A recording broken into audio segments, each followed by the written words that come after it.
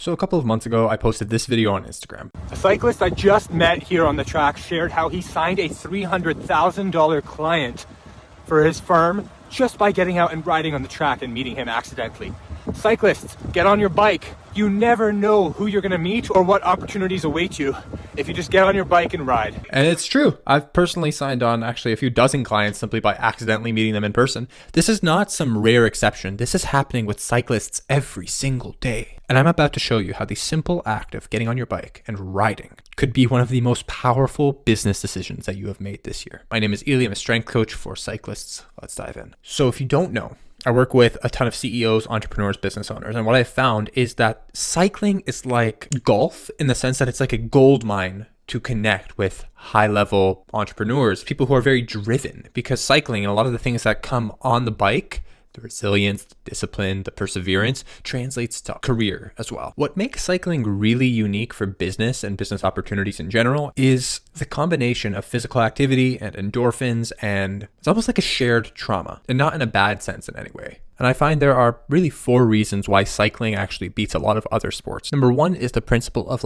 shared adversity or trauma bonding. Now, I think trauma is a dramatic way to look at cycling, but essentially what it means is when you are sharing the adversity, sharing the struggle, sharing the challenge with a group of people, you actually bond closer together than if you were just, not sharing a challenge with them. So whether you're struggling against headwinds or tough climbs or long rides, when you are doing it with a group of people, you are actually getting closer together. Then for the rest of that relationship, you will always have that moment that you can bring up, that you can reminisce on, remember the stuff that you went through together. The second thing that makes cycling unique is what I like to call prolonged proximity. In other words, cycling is unique because it allows you to be beside someone, side by side, for a long time.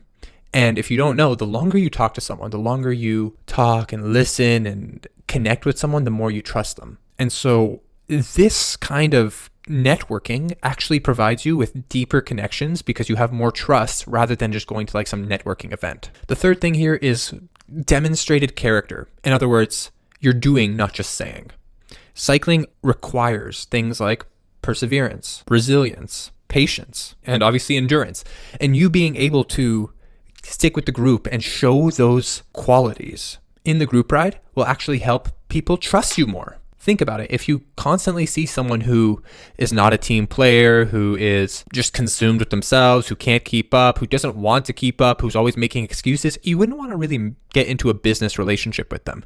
But if you're on the track or on a group ride and you're seeing someone who is constantly leading, who is strong, who is resilient, who is endurant, patient, and able to endure, that automatically cements that relationship and makes you trust them more and trust in their business qualities and potential future relationships. And finally, the 4th reason why cycling is very unique when it comes to networking and business relationships is the reciprocal vulnerability. In other words, you have to literally get into some of your deepest, darkest moments on the bike in order to get through these challenges. I've had a ton of dark, vulnerable moments on the bike with a group of people who beforehand, even though I didn't really know that well, by the end of the ride, we were very close, feeling like we've gone through mountains together because we literally did. One of these opportunities was up a climb in Abu Dhabi called Jabal Hafit. It's not even in Abu Dhabi, it's in Al Ain. But Jabal Hafit, it's this 700-meter climb. And at the end of a 180-kilometer race, I'm moving up it. I'm tired. I'm exhausted. And there's this one guy who comes by me. He's like, "How you doing today, brother?" I'm like, "Bro, I'm not having fun right now. My legs are cramping. I am suffering." And he's like, "Brother, don't worry. It's such a beautiful day and such a great time to be out here." And we started talking and, we actually formed a relationship because we'd both been through the same trauma. We're both being vulnerable. Obviously, he was suffering. I was suffering. We both did 180 kilometers right before this. But because we're being vulnerable, vulnerability opens the way to genuine relationships. We're both showing each other character and we're both sitting side by side, working our way up this climb. And so, in a way, cycling actually allows you to accelerate bonding and accelerate that trust that might have taken months or even years to accumulate in a lot shorter of a time because of all these other elements. Now, after you are able to make these connections, people have to know what you do for a living. Think about it like this. If someone were to ask me, "What do you do for a living?" And I'm like, "I'm a coach." They're like, "Oh, okay, cool." And that's it. That's really all that we're getting. It's not really that interesting. But if someone asks me what I do for a living and I say I help cyclists who are CEOs, entrepreneurs, and business owners get stronger and faster and lose weight with less training than everyone else, people are like, "Oh, Okay, curious. What do you mean by that? And then we can start talking and actually talk about the relationship. How do I do it in less training than everyone else? Oh, because we used our leverage training technique. We work smarter, not harder. We work smarter, not longer. And by combining cycling, strength training, and nutrition, we can do all of this in less time and less training than everyone else. Oh, okay, like I've been doing this, and that. And then we have a conversation. So this starts with what we call the elevator pitch. Essentially, what do you do and how can you make it bite-sized so that you can just tell it, it's right off the top of your head, tell it to someone and they understand it. Because a lot of the time we like to explain what we do, thinking that everyone has the previous foreknowledge that we have, but they don't. We're experts on a certain topic in a certain industry, but others aren't. So you have to explain it to them like a grade 3, grade 4, grade 5, like a 12-year-old, so that they can understand it. Once you have mastered that elevator pitch, you have to be consistent. For example, if I'm only showing up to a group ride once a month and every time I show up to that group ride, I'm just trying to pitch myself like, hey guys, I'm the local coach here. If anyone wants any services, let me know. No one will want to do business with me, no matter how good I am at my job, because it sounds like I'm just trying to be here and make a sale.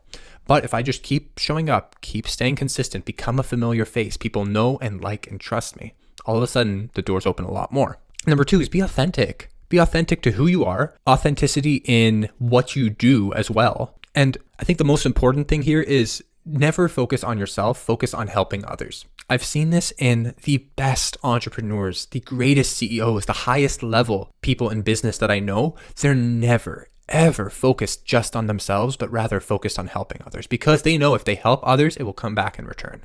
Number 3, and this is a tough one, especially for me as an introvert, but learn to develop conversational skills. Now, I can tell you after years of acting school and years of practicing this, the greatest things that will help you in conversation skills is learn to ask good questions, not shallow questions, not small talk, but good questions that genuinely seek to understand the other person, make them feel understood, feel heard, feel listened to. Don't just talk about yourself. And stories go such a long way. Now, the hard part is you got to get good at this stuff. You have to have your elevator pitch just off the top of your head. You have to get good at conversating. You have to get good at all of this stuff, because you're not just doing it standing there in a casual networking environment like golf, but you are doing it while your heart is pumping blood and you are moving in zone 2, zone 3, zone 4, sometimes zone 5.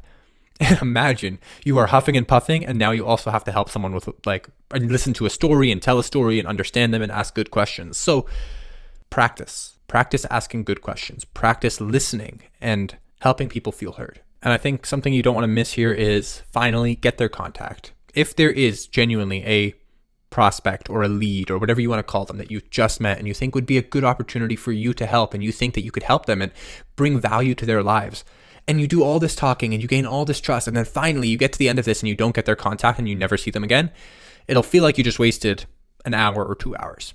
Granted, maybe you did genuinely help them, but get their contact, send them a message, never be too salesy.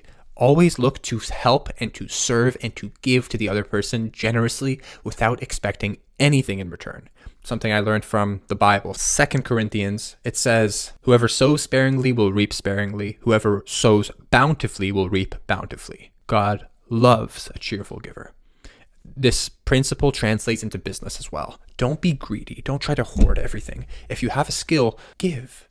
Give everything you can, and it will be given back to you, oftentimes more. This was a little bit of a different video, to be honest. I've done a few videos talking about cycling and business, but I'm just kind of, I don't know. Do you guys like this stuff? Is this helpful at all? Let me know in the comments if this was, or if this is not the kind of stuff that you'd want to see moving forward. But I thought it would be an interesting topic to cover. So yeah, let me know. Thank you for watching, my friends. Catch you next time.